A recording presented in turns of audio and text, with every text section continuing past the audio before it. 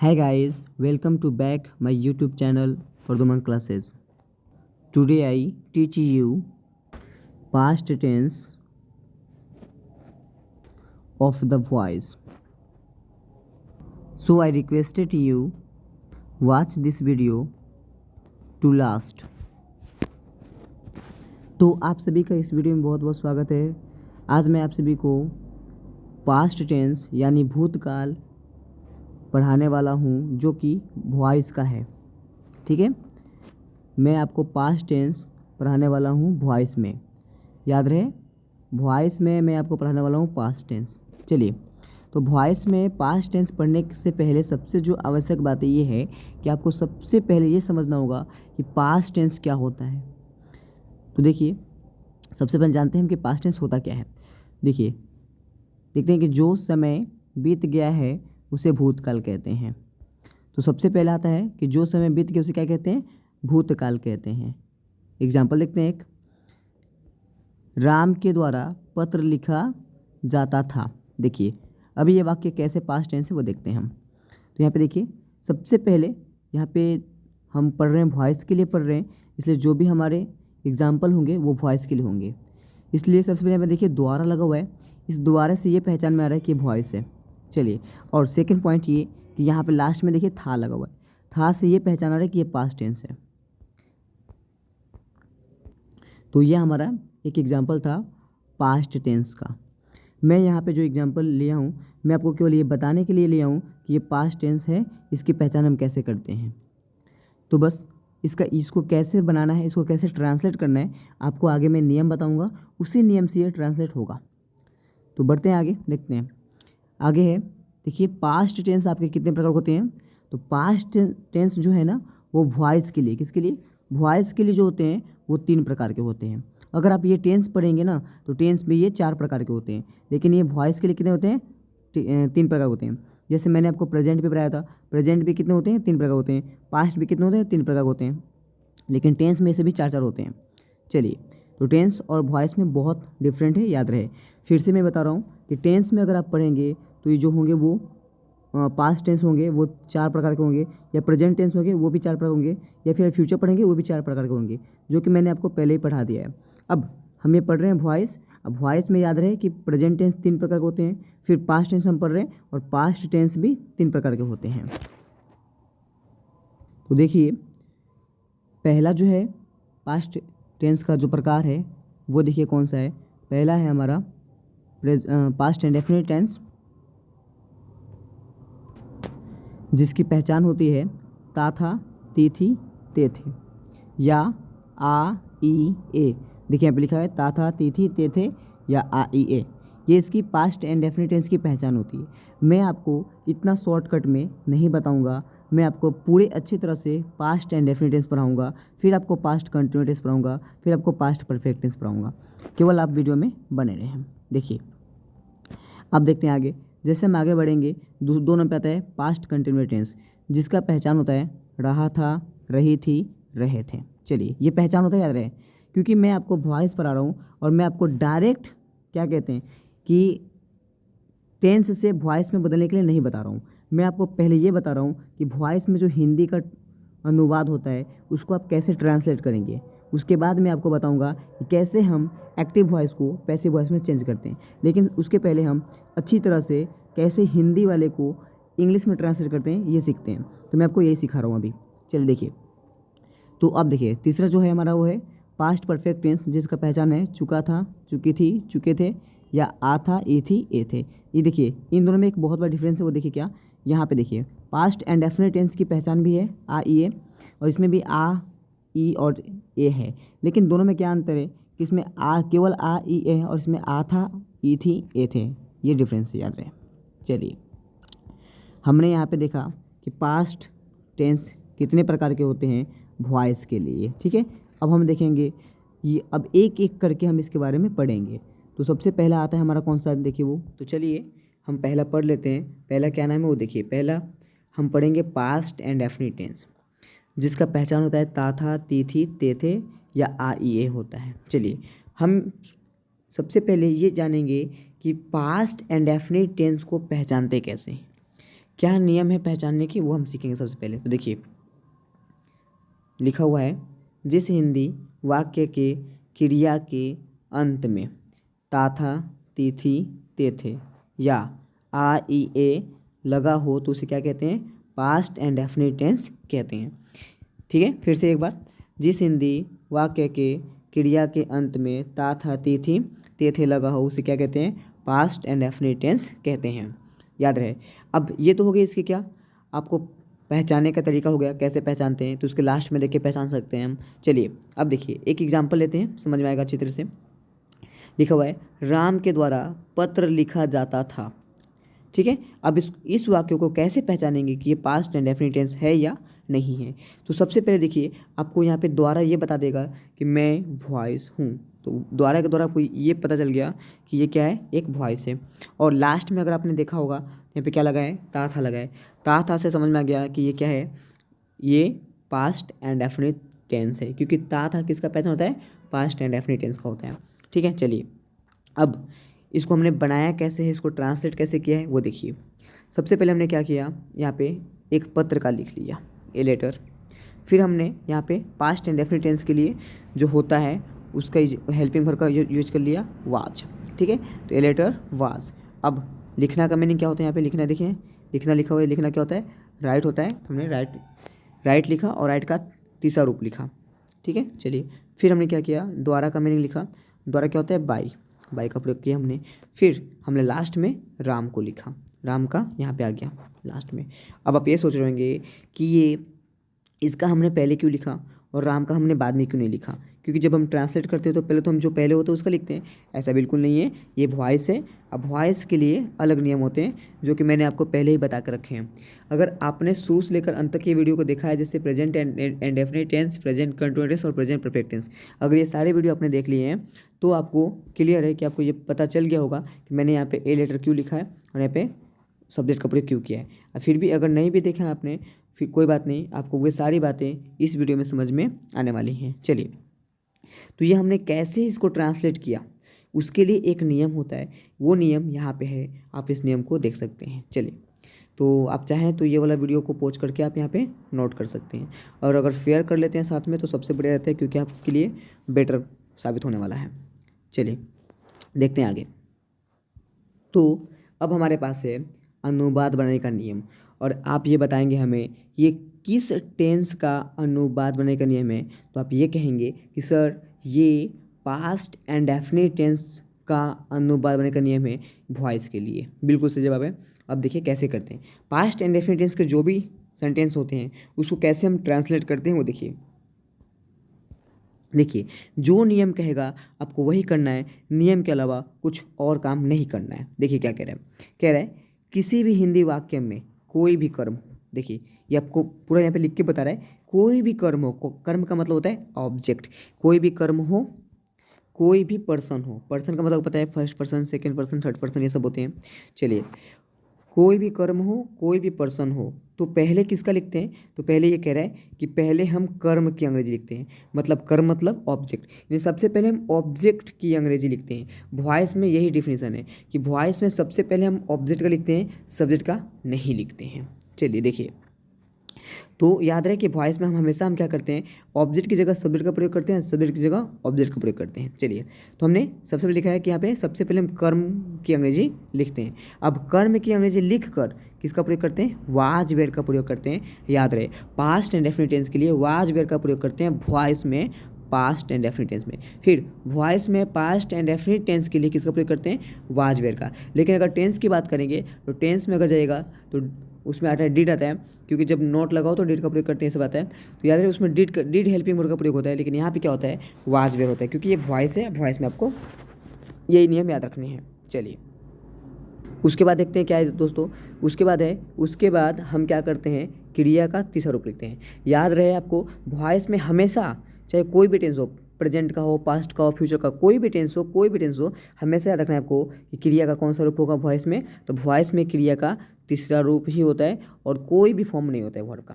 याद रहे, वॉइस में हमेशा हम क्रिया का थर्ड फॉर्म ही लिखते हैं, यानी वर्ब का हम थर्ड फॉर्म ही लिखते हैं। चलिए अब आगे देखते हैं, आगे है उसके बाद हम बाई का प्रयोग करते हैं। बाई किसके लिए? द्वारा के लिए करते हैं। उसके बाद देखिए क्या लिखा है, कर्ता की अंग्रेजी मतलब कर सब्जेक्ट। सब्जेक्ट का सबसे बाद में लिखते हैं, हम याद रहे, सब्जेक्ट का हम सबसे बाद में लिखते हैं। तो अपने यहाँ पे एक बातें क्लियर कर ली। सबसे पहले यहाँ पे हम क्या करते हैं, सब्जेक्ट की जगह ऑब्जेक्ट को लिखते हैं और ऑब्जेक्ट की जगह सब्जेक्ट को लिखते हैं, ये पहला पॉइंट। सेकंड पॉइंट ये है कि पास्ट इंडेफिनिट टेंस है और पास्ट इंडेफिनिट टेंस में हम किसका प्रयोग करते हैं, हेल्पिंग वर्ब का, तो पास्ट इंडेफिनिट टेंस में हम करते हैं वाज वेयर का, ठीक है। थर्ड पॉइंट ये है कि हम इसमें क्रिया का तीसरा रूप लिखते हैं। और फोर्थ नंबर में आपको याद रखना है, जैसे ही आप वर्ब का प्रयोग कर देंगे उसके तुरंत बाद आपको करना है बाई का प्रयोग, ठीक है। उसके बाद आपको सब्जेक्ट का अंग्रेजी सबसे लास्ट में लिखना है। यानी कि इसमें 5 स्टेप है, 5 स्टेप में आप सीख जाएंगे पास्ट इंडेफिनिट टेंस के सेंटेंस को कैसे ट्रांसलेट करते हैं। देखिए ये बहुत बड़ा नियम है, मैं आपको बता रहा हूँ, एक बार आप पढ़ लीजिए पूरा, फिर अपने लाइफ टाइम तक आप कभी नहीं भूलने वाले हैं वॉइस, इतना याद रहे। बस आप शर्त है कि आप सारे वीडियो को देखिए और उसको समझने का कोशिश करिए। चलिए देखिए, और अगर कोई चीज़ नहीं समझ में आती है तो हमें कॉमेंट बॉक्स में करके आप उससे पूछ सकते हैं। देखिए अब एक एग्जाम्पल लेंगे, पूरा अच्छे से क्लियर हो पाएगा, क्योंकि मैं आपको यहाँ पे एक एग्जाम्पल पूरे प्रॉपर तरीके से समझाने वाला हूँ। देखिए सबसे पहले हमने देखिए क्या लिया कि लिखा है एक एग्जाम्पल, तुम्हारे द्वारा उसे पीटा गया। देखिए लिखा है तुम्हारे द्वारा उसे पीटा गया। पहली बात कि द्वारा लग गया इसलिए वॉइस है, ठीक है। दूसरी बात ये कि लास्ट में देखिए गया लगा है, ठीक है, गया यानी या, केवल या, और या अगर पढ़ते हैं तो उसमें आता है आ, यानी लास्ट में क्या आ गया, आ गया। आपको मैंने बताया था कि पास्ट एंड डेफिनेट टेंस की पहचान क्या होती है, आ ई ए, यानी कि इसमें आया इसलिए ये पास्ट एंड डेफिनेट टेंस है। पहचान गए? अभी हमको पहचान में तो आ गया, अब इसको हम ट्रांसलेट कैसे करेंगे वो देखिए। तो हम बताया क्या गया था कि सबसे पहले किसका करना है आपको, सबसे पहले आपको लिखना है यहाँ पे कर्म मतलब ऑब्जेक्ट को। अब यहाँ पे सबसे पहले ऑब्जेक्ट देखेंगे कौन सा है, तो आपको किसी भी सेंटेंस में ऑब्जेक्ट क्या होता है समझिए, जो काम हम करते हैं उसे हम वर्ब कहते हैं, और उस काम को जो कर, जैसे देखिए यहाँ पे मैं बता दूं, सबसे पहले जो हम काम करते हैं उसे क्या कहते हैं, उसे हम वर्ब कहते हैं। जैसे देखिए यहाँ पे कौन सा काम हो रहा है, तो पीटने का काम हो रहा है, ठीक है, पीटने का काम, तो ये हमारा वर्ब हो गया, ठीक है। और उस काम को जो करता है उसे हम क्या कहते हैं, सब्जेक्ट कहते हैं। इस काम को कौन कर रहा है, देखते हैं पीटने का काम कौन कर रहा है, तो पीटने का काम कर रहा है तुम्हारे द्वारा, मतलब तुम्हारे द्वारा पीटा, जो तुम है ना, तुम यानी यू जो है ना वो पीटने का काम कर रहा है, और यू हमारा सब्जेक्ट हो गया, ठीक है। अब देखिए अब ऑब्जेक्ट क्या होता है, तो ऑब्जेक्ट होता है कि जैसे कि जो भी हम काम करते हैं ना वो जिस पर करते हैं या फिर जिस चीज़ को से करते हैं उसे हम ऑब्जेक्ट कहते हैं। जैसे मान लीजिए मैं यहाँ पे बोल रहा हूँ कि तुम्हारे द्वारा उसे पीटा गया, तो पीटने का काम किया गया और यह काम किसने किया, तो आप बताएंगे किसने किया, इसलिए सब्जेक्ट है।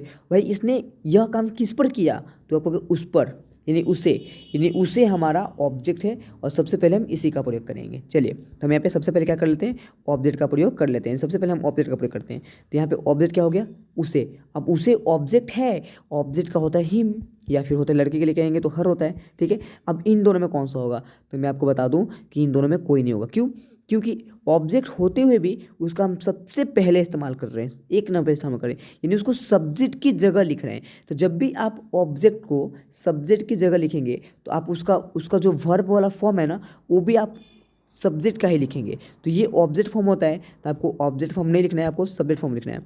तो बताइए फटाफट बताइए कि वह का सब्जेक्ट फॉर्म क्या होता है, तो आपको हो गए ही होता है, तो हमने लिख दिया ही, ठीक है। अब अगला ये है कि आप किस हेल्पिंग वर्ब का प्रयोग करेंगे। देखिए आपको बताया गया है कि जैसे ऑब्जेक्ट हो जाए उसके तुरंत बाद आपको वाज वेयर का प्रयोग करना है, किसके लिए, पास्ट एंड डेफिनिट टेंस में और वॉइस के लिए। चलिए तो हमने क्या कर लिया, तो यहाँ पे जो हेल्पिंग वर्ब है वो हो गया हमारा वाज वेयर, क्योंकि ही के साथ क्या लगता है, वाज और वेयर में से, तो आप कहोगे वाज लगता है, तो बिल्कुल सही है, वाज ही लगता है, तो हमने वाज का प्रयोग कर लिया। चलिए अब थर्ड ये तो हो गया क्लियर। अगला आगे क्या कह रहा है, आगे कह रहा है कि उसके बाद जो है ना क्रिया का तीसरा रूप लिखते हैं। क्या कह रहे हैं, उसके बाद क्रिया का तीसरा रूप लिखते हैं, यहाँ पे कह रहे हैं। तो 3 नंबर में कह रहे हैं क्रिया का तीसरा रूप। तो क्रिया हम पहचानेंगे क्रिया क्या है, तो हमको पता है कि किसी भी वाक्य में जो काम किया जाता है उसी को क्रिया कहते हैं। इसमें काम कौन सा काम हो रहा है, तो पीटने का काम हो रहा है, ठीक है, पीटने का, तो ये हमारा क्रिया है। तो पीटना का मीनिंग क्या होता है, बीट होता है। लेकिन मैंने आपको बताया था कि यहाँ पे ये भी कह भी रहा है कि क्रिया का कौन सा रूप लिखना है, तीसरा रूप, यानी वर्ब का थर्ड फॉर्म लिखना है। तो वर्ब का जो होता है बीट, बीट का थर्ड फॉर्म क्या होता है, तो आपको हो गया बीटेन होता है, मैंने बीटेन लिखा। चलिए ये तो यहाँ तक तो हो गया क्लियर। अब भाई बचा कौन, तो बचा इसमें देखिए यही ना बचा, द्वारा बचा और तुम बचा, यही ना तुम्हारे द्वारा बचा।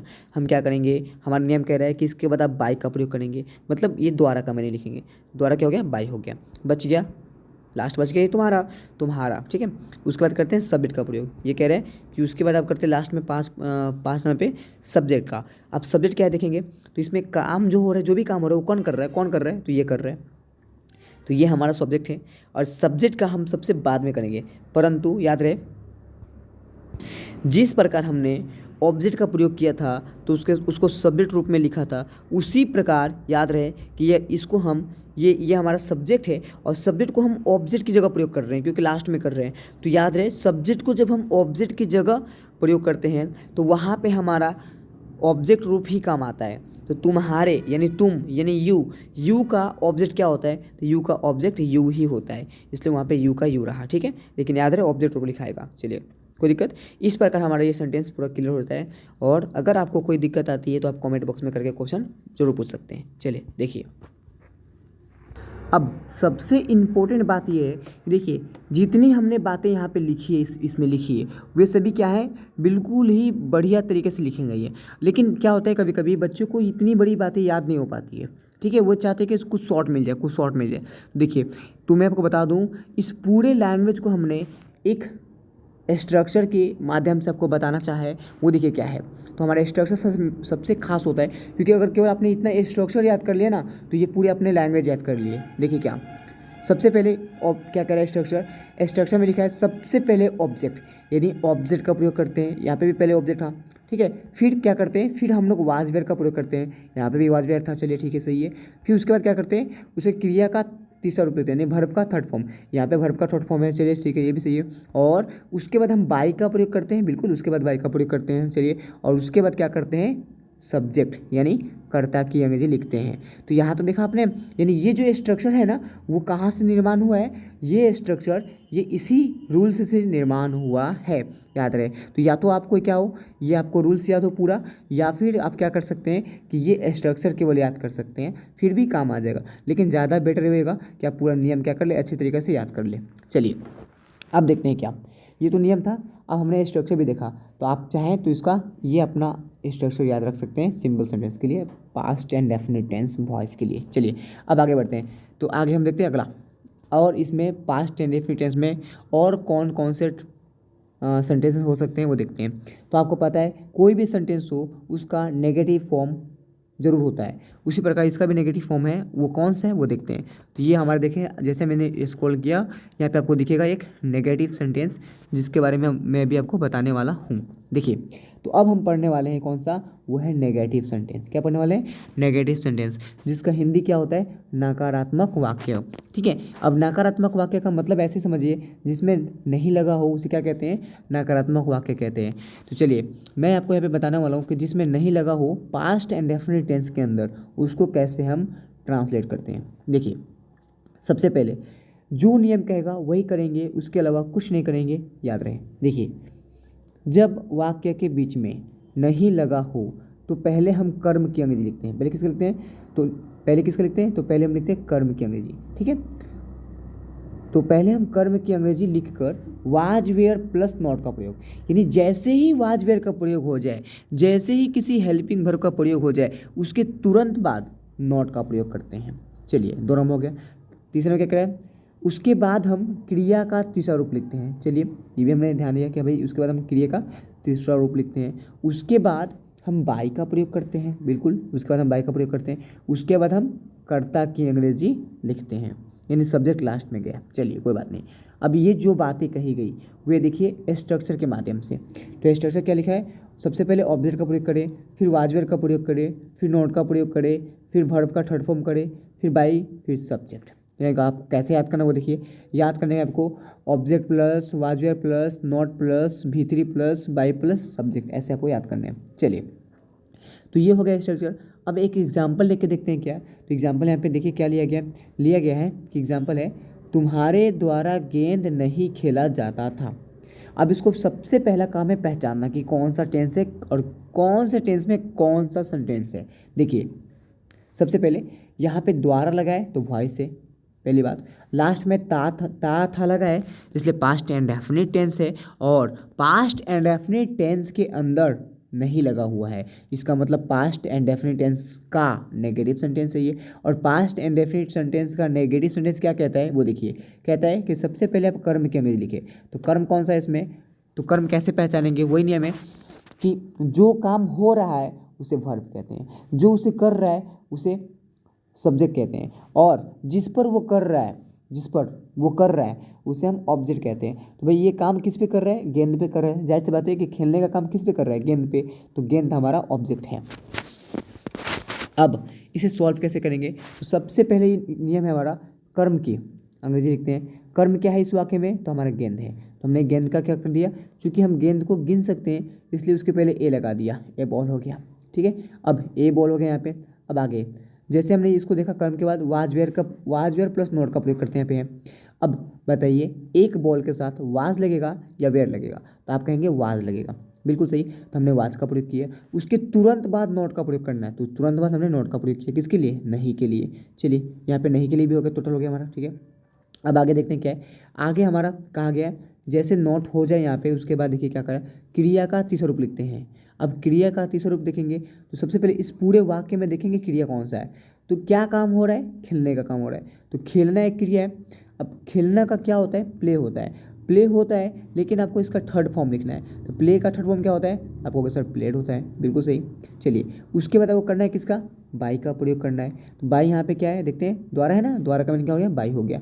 द्वारा हो तभी आप बाई करेंगे, नहीं हो तो नहीं करेंगे। चलिए बाई का प्रयोग करते हैं आगे है उसके बाद कर्ता के अंग्रेजी यानी सब्जेक्ट का, सब्जेक्ट है क्या इसके अंदर, बिल्कुल है सब्जेक्ट, उसका लास्ट में कर देंगे यू। तो हमारा ये सब्जेक्ट हो गया, ऑब्जेक्ट ग्रुप में बदल गया, यहाँ पे यू हो गया, तो यहाँ पे ऑब्जेक्ट ग्रुप आ गया, यू का ऑब्जेक्ट यू। चलिए इसमें कोई दिक्कत नहीं, बिल्कुल दिक्कत नहीं। इस प्रकार हमारा नेगेटिव सेंटेंस भी क्या हो गया, खत्म हो गया। अब अगला देखते हैं, एक और है सेंटेंस, देखिए फिर बोल रहा पास्ट इंडेफिनिट टेंस के अंदर एक और सेंटेंस आता है जिसका नाम क्या है, जिसका नाम है आपका इंट्रोगेटिव सेंटेंस। और ये क्या होता है आप देखें, तो अब हम देखते हैं इंट्रोगेटिव सेंटेंस जिसका हिंदी होता है प्रश्नवाचक वाक्य, ठीक है। अब हम इसको देखेंगे, प्रश्नवाचक वाक्य क्या है। अगर आपसे कोई पूछता है कि प्रश्नवाचक वाक्य किसे कहते हैं, तो आप उससे जवाब देंगे कि जिस वाक्य के शुरू में क्या लगा हो उसे प्रश्नवाचक वाक्य कहते हैं, या जिस वाक्य से प्रश्न पूछने का बोध हो उसे प्रश्नवाचक वाक्य कहते हैं, ठीक है ये। लेकिन मैं आपको ये नहीं बता रहा हूँ कि प्रश्नवाचक वाक्य किसे कहते हैं, बल्कि मैं ये बता रहा हूँ कि पास्ट इंडेफिनिट टेंस के अंदर अगर कोई आ जाता है इंट्रोगेटिव सेंटेंस तो उसको हम कैसे सॉल्व करते हैं, देखिए, और उसको कैसे हम ट्रांसलेट करते हैं यही। अब हम देखिए क्या करेंगे, सबसे पहले ये जानेंगे, देखिए क्या, कि जब वाक्य के शुरू में क्या लगा हो, क्या लगा हो, जब वाक्य के शुरू में क्या लगा हो तो ये इंट्रोगेटिव होता है। अब बनाते कैसे हो, देखिए, जब वाक्य के शुरू में क्या लगा हो तो सबसे पहले हम जिसका प्रयोग करते हैं वो करते हैं वाज वेयर का, ठीक है। अब यहाँ पे हम पहले ऑब्जेक्ट का प्रयोग नहीं करते हैं, पहले हम किसका प्रयोग करते हैं, पहले वाज वेयर का प्रयोग करते हैं, उसके बाद हम कर्म की अंग्रेजी यानी ऑब्जेक्ट का प्रयोग करते हैं, यानी अब ऑब्जेक्ट 2 नंबर पे आ गया। चलिए उसके बाद देखिए, उसके बाद हम करते हैं नॉट का प्रयोग, ठीक है। नॉट हमेशा 3 नंबर पे ही आता है। चलिए केवल क्वेश्चन वर्ड इंट्रोगेटिव सेंटेंस में 4 नंबर पे आता है। चलिए अब नॉट का प्रयोग करते हैं, उसके बाद देखिए, उसके बाद क्रिया का तीसरा रूप लिखते हैं, और उसके बाद बाई का प्रयोग करते हैं, और उसके बाद कर्ता की अंग्रेजी लिखते हैं, ठीक है, याद रहे। तो ये हमारा नियम है, आप इस नियम को पूरा बने से लिख सकते हैं और फेयर कर सकते हैं। अगर कोई दिक्कत है तो बता सकते हैं आप हमें, अगर कुछ कट रहा है तो मैं इसको ठीक कर दूँ, ठीक कर दिया मैंने, चलो अब आप समझ जाएंगे। देखिए अब एक एग्जाम्पल देखते हैं इसका, तो एक एग्जाम्पल क्या वो देखते हैं, इसका एक एग्जाम्पल हम लेते हैं नीचे, देखिए क्या है एग्जाम्पल, तो हमारा एक एग्जाम्पल देखिए ये है, क्या एग्जाम्पल, क्या उसके द्वारा घर बेचा जाता था, देख लीजिए क्या कह रहे हैं, क्या उसके द्वारा घर बेचा जाता था। देखिए सबसे पहले पहचाने का तरीका देखिए क्या है, कि यहाँ पे द्वारा लगा है इसलिए वॉइस है, दूसरी बात था लगा है इसलिए पास्ट इंडेफिनिट टेंस है, तीसरी बात पास्ट इंडेफिनिट टेंस के शुरू में क्या लग गया उसे हम कहेंगे पास्ट इंडेफिनिट टेंस का इंट्रोगेटिव सेंटेंस है। अब पास्ट इंडेफिनिट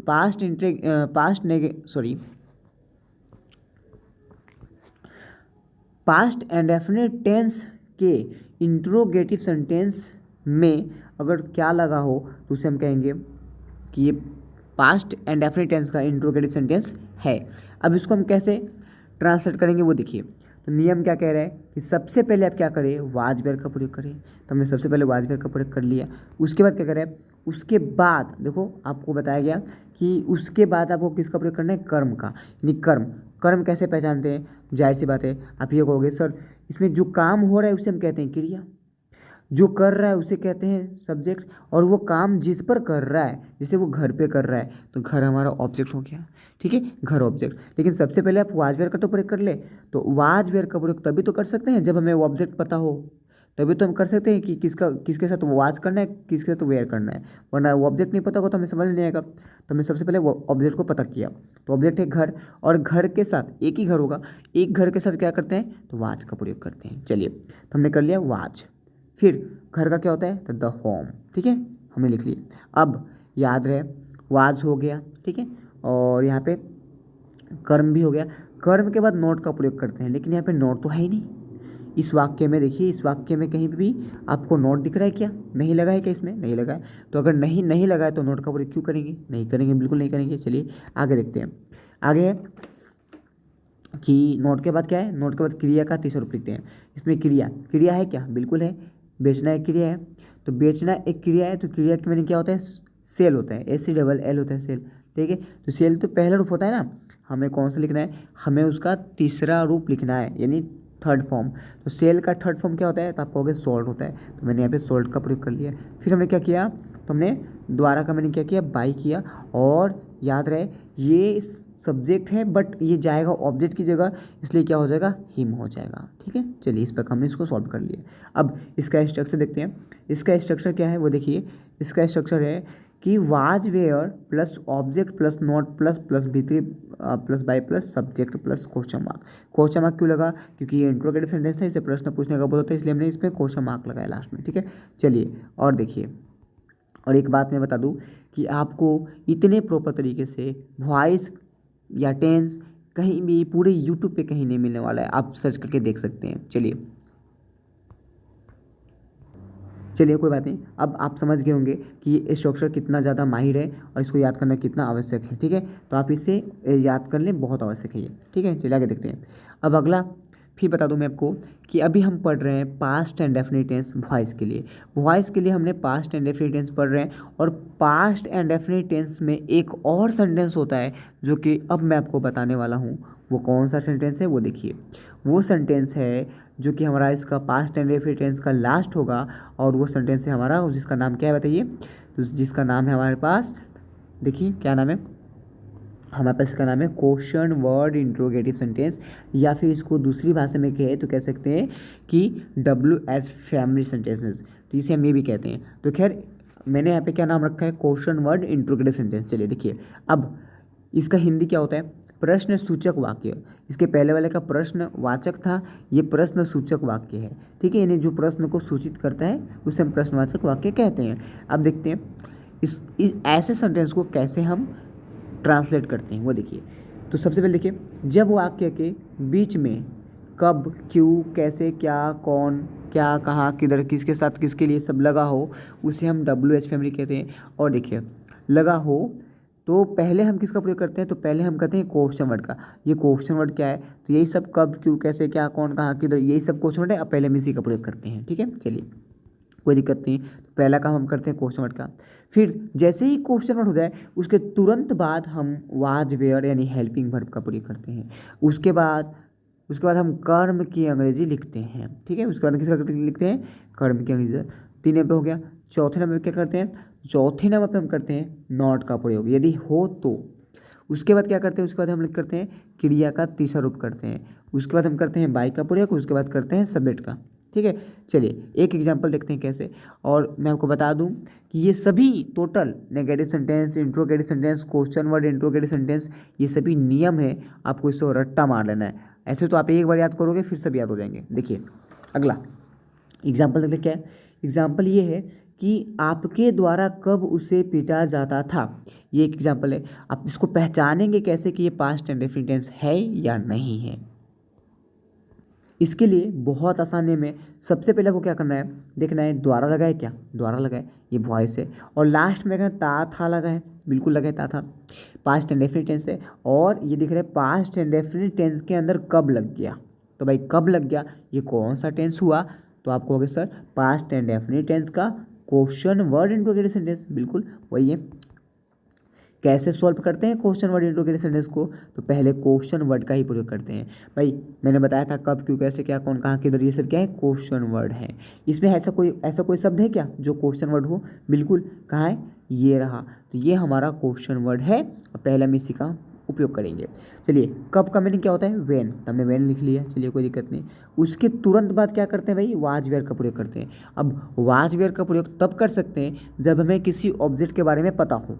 देखते हैं यहाँ पे ऑब्जेक्ट क्या है, तो यहाँ पे काम क्या हो रहा है वो देखते हैं। तो जाने का काम हो रहा है, सॉरी पीटने का, पीटा जाता नहीं, पीटने का काम हो रहा है, पीटने का काम हो रहा है। और ये कर कौन रहा है, ये तो जो काम हो रहा है उसे कहते हैं क्रिया, जो कर रहे हैं उसे कहते हैं सब्जेक्ट। ये काम किस पर हो रहा है, उससे, यानी ये हमारा ऑब्जेक्ट है।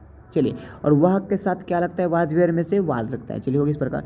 अब हमने पहले क्वेश्चन वर्ड का प्रयोग कर लिया, फिर हमने क्या किया, वाज का प्रयोग कर लिया, फिर तीन में क्या कहा गया हमसे, कहा गया कि ऑब्जेक्ट का प्रयोग करें, कर्म क्या अंग्रेजी ऑब्जेक्ट क्या है यहाँ पे, उसे का क्या होता है, सब्जेक्ट रूप ही होता है। चलिए और उसके बाद अगर नोट हो तो नोट का प्रयोग करना है।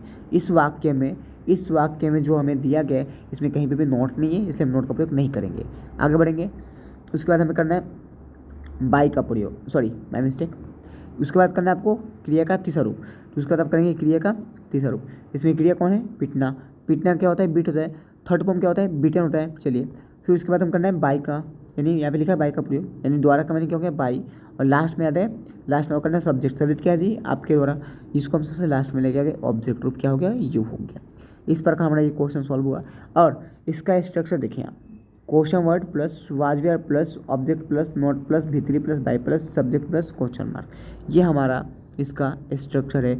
तो मैंने आपको यहाँ तक आपको बताया पास्ट एंड डेफिनिट टेंस पूरे प्रॉपर तरीके से, इतना प्रॉपर तरीका कि आप और कहीं भी इतने प्रॉपर तरीके से नहीं सीख सकते हैं और इतना अच्छा नियम आपको नहीं मिल सकता है। मैंने इसी प्रकार अभी तक टेंस और वॉइस के जितने भी वीडियो अपलोड किए उसमें सभी में इसी प्रकार मैंने आपको बताया, पूरे प्रॉपर तरीके से बताया। अगर आप एक बार टेंस की वीडियो देख लें तो टेंस आप लाइफ में कभी नहीं भूलेंगे, और एक बार अगर आप वॉइस का भी देख लें तो वॉइस भी कभी नहीं भूलने वाले, इसकी मेरी फुल गारंटी है।